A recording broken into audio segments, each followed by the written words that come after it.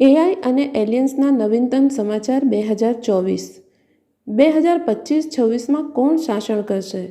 પૃથ્વી પર એલિયન્સનો કબજો ભાગ 1।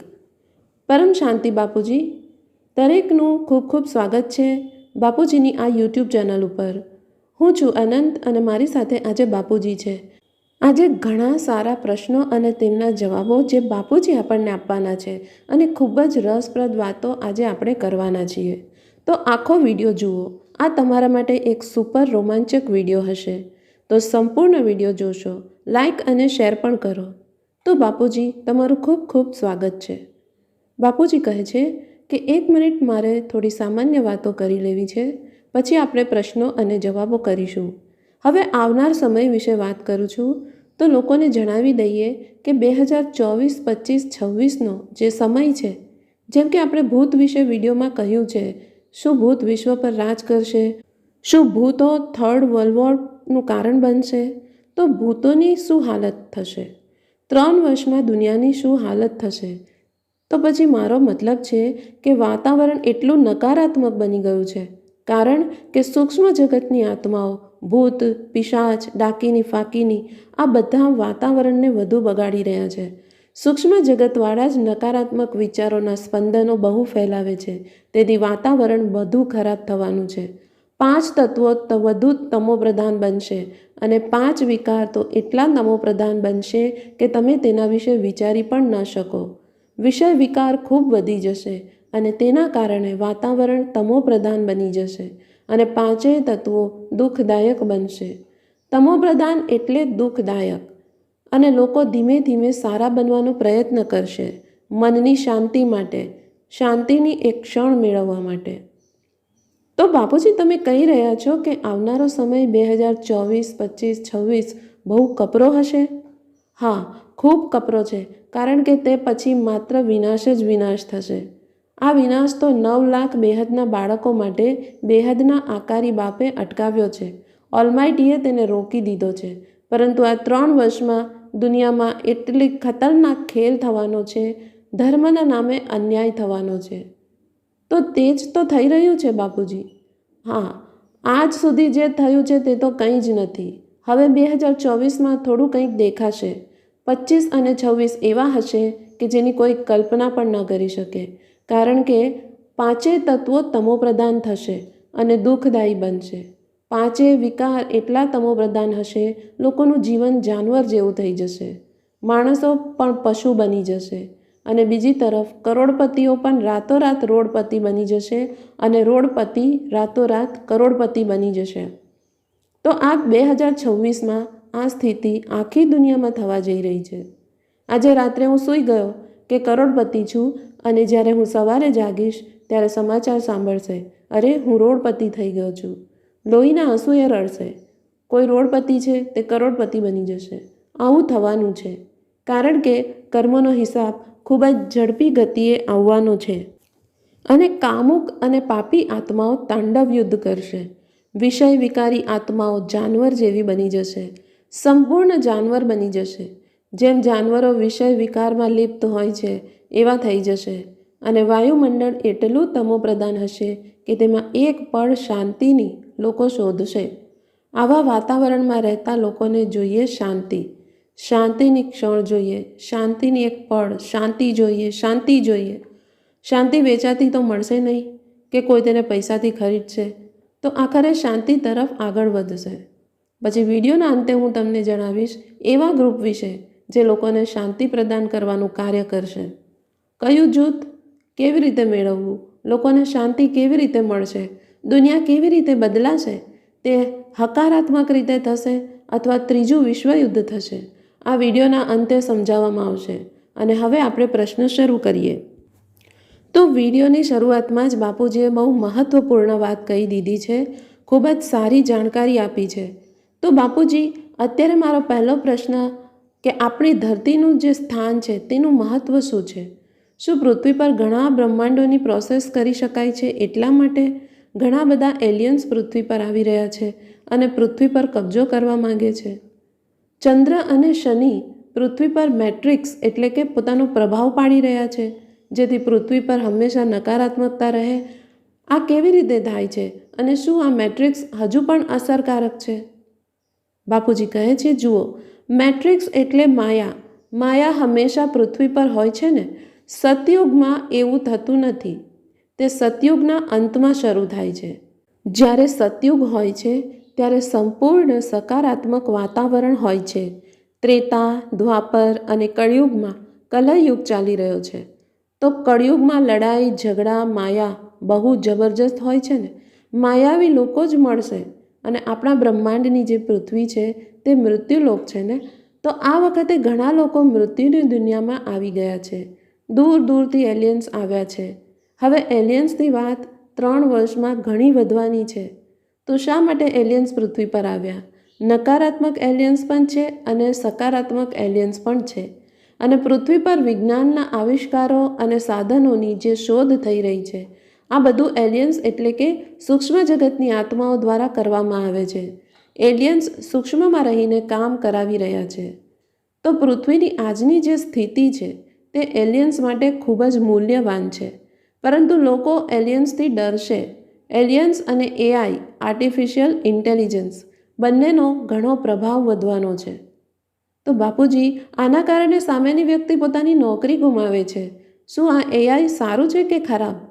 જુઓ, એઆઈ ભવિષ્ય માટે ખૂબ સારું છે. કારણ કે આવનારો સમય એવો આવશે કે માનવ આત્માઓ બહુ ઓછી થઈ જશે. કંઈ ને કંઈ, પછી તે પ્રકૃતિનો પ્રભાવ હોય, કુદરતી આફત હોય કે ગમે તે હોય, પરંતુ માનવ આત્માઓ ધીરે ધીરે સમાપ્ત થઈ જશે. પછી એઆઈનું ઘણું મૂલ્ય હશે, કારણ કે તે બધાનો સારાંશ કરી આપશે. એટલે આવનાર સમય એઆઈ અને એલિયન્સનો છે. અને સંપૂર્ણ તમોપ્રધાન વાતાવરણને સતોપ્રધાન કેવી રીતે બનાવવું, તેમના લોકો માટે હજુ એક બાજુ હલચલ છે અને તમોપ્રધાન છે. તો બાપુજી, આમાં પૃથ્વીના સ્થાનનું મહત્વ શું છે? પૃથ્વીનું સ્થાન બરાબર છે, પરંતુ તે બ્રહ્માંડમાં છે, તેથી પૃથ્વી તો પૃથ્વી છે. આવા અનંત બ્રહ્માંડ છે, તેથી અનંત કોટી પૃથ્વી છે. જેટલી પૃથ્વી છે તેટલા બ્રહ્માંડ છે. મૃત્યુલોક છે. દરેક બ્રહ્માંડમાં મૃત્યુની જ દુનિયા હોય છે. તો શું સારા અને ખરાબ એલિયન્સ પૃથ્વી પર કબજો કરવા માંગે છે? જો સારા અને ખરાબ એલિયન્સ ઘણા આવ્યા છે. ઘણા એલિયન્સ છે. કેટલાક સમુદ્રની અંદર રહે છે, કેટલાક મોટા પહાડોની વચ્ચે અંદર રહે છે. પૃથ્વીની અંદર જ્યાં લાવા છે ત્યાં પણ એલિયન્સ રહે છે. આપણી પૃથ્વીના લાવાની અંદર એલિયન્સ અગ્નિ તત્વના છે ને. એલિયન્સ સૂર્યની અંદર રહે છે. સૂર્યમાં હમણાં જ પ્રવેશ કર્યો છે. થોડો સમય થયો, લગભગ 1.5 અઠવાડિયા પહેલાં જ મેં જોયું કે એલિયન્સ સૂર્ય અને ચંદ્રની અંદર પણ પ્રવેશ્યા છે. હજુ સુધી ચંદ્ર પર નહોતા. આ લોકોએ તમામ ગ્રહોને કેપ્ચર કરી લીધા છે.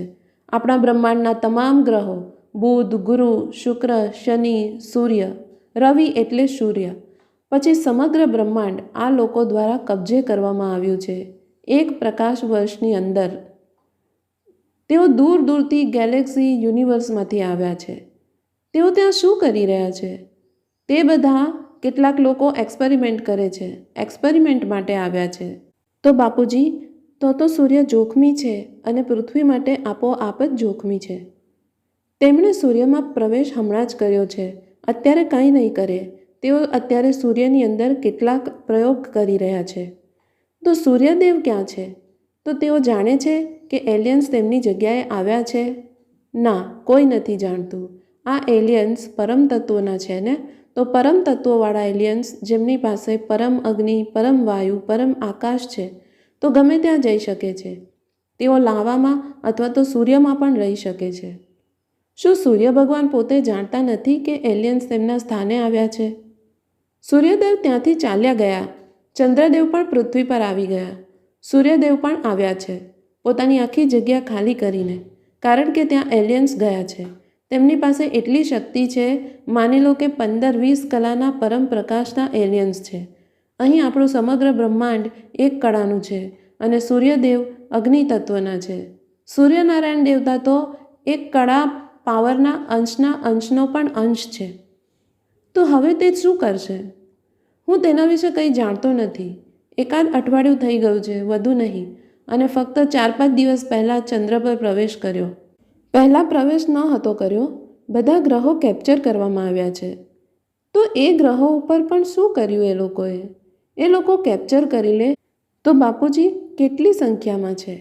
અસંખ્ય, ગણી ના શકાય. પૃથ્વી પર માણસો છે ને, વિવિધ ધર્મો, મઠો, પંથો અને સંપ્રદાયોની આત્માઓ ક્યાંથી આવી તેના પર સંપૂર્ણ વિડીયો છે. પણ આ તો કંઈ જ નથી.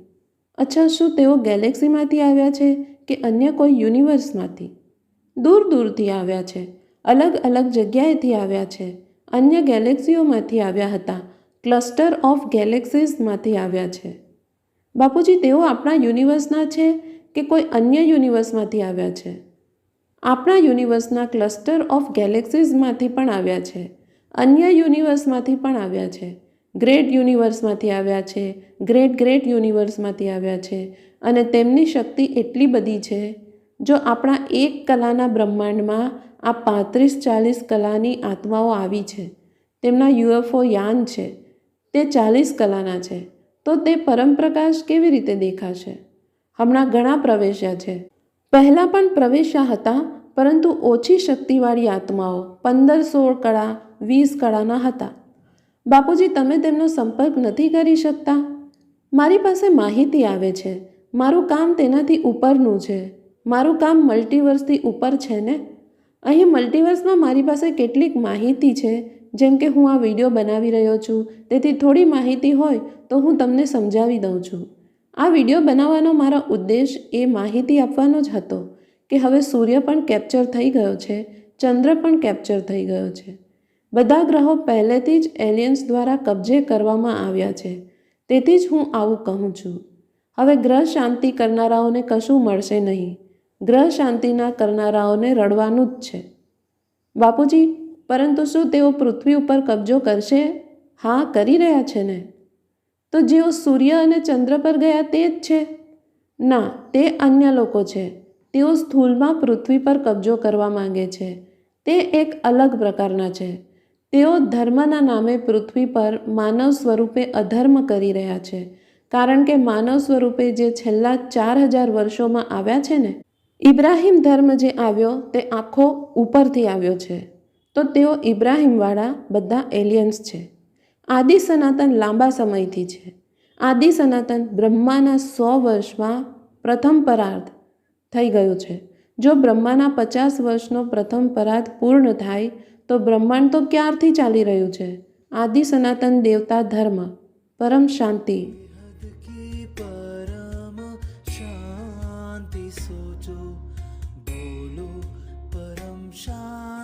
Join us daily for our morning live meditation, Monday to Saturday, 5:30 to 6:30 a.m. Join us daily for live meditation, 10 p.m. to 11 p.m. on YouTube Live. Subscribe now. Website www.paramshanti.org. Email us anant@paramshanti.org. Like, share, subscribe. Join today. बेहद की परम शांति सो